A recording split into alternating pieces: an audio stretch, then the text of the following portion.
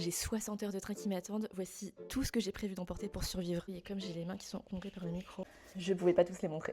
J'emmène évidemment ma lecture actuelle qui est le premier tome des Enfants de la Terre, saga qui a marqué énormément de personnes dans les années 2000, mais perso j'étais passée complètement à côté. Il suit le parcours d'une orpheline qui est une homo sapiens, comme vous et moi, et qui va être recueillie par un clan de Néandertal. D'un point de vue anthropologique, c'est absolument fascinant. Je pense que l'autrice est énormément documentée, j'en suis à plus de la moitié et c'est un grand oui.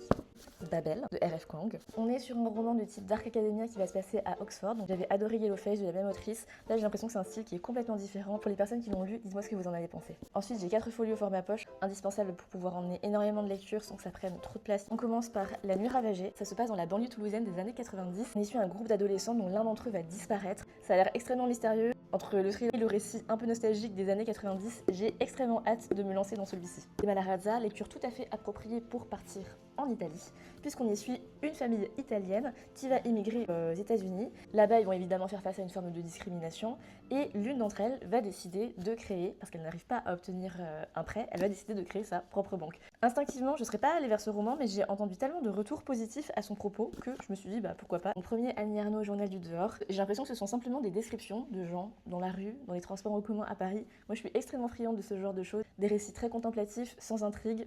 Je vous en dirai des nouvelles. Et pour finir, Camille Monceau, Les Chroniques de l'érable du cerisier. Ça se passe au Japon au XVIIe siècle. Un samouraï va recueillir un orphelin et alors par la force des choses, l'orphelin va de nouveau se retrouver seul. Moi, c'est le type de récit que j'adore. L'orphelin qui se retrouve livré à lui-même et qui doit battre pour sa survie. Je sais pas pourquoi, mais c'est toujours des récits dont je suis extrêmement friande. Apparemment, c'est le premier d'une longue saga. J'espère qu'il ne décevra pas. Et voilà, c'est tout ce que j'ai prévu d'emporter pour mes 60 heures de train, 30 heures aller, 30 heures retour. À votre avis, est-ce que ce sera suffisant? Et dites-moi si vous pensez que je devrais y ajouter d'autres volumes.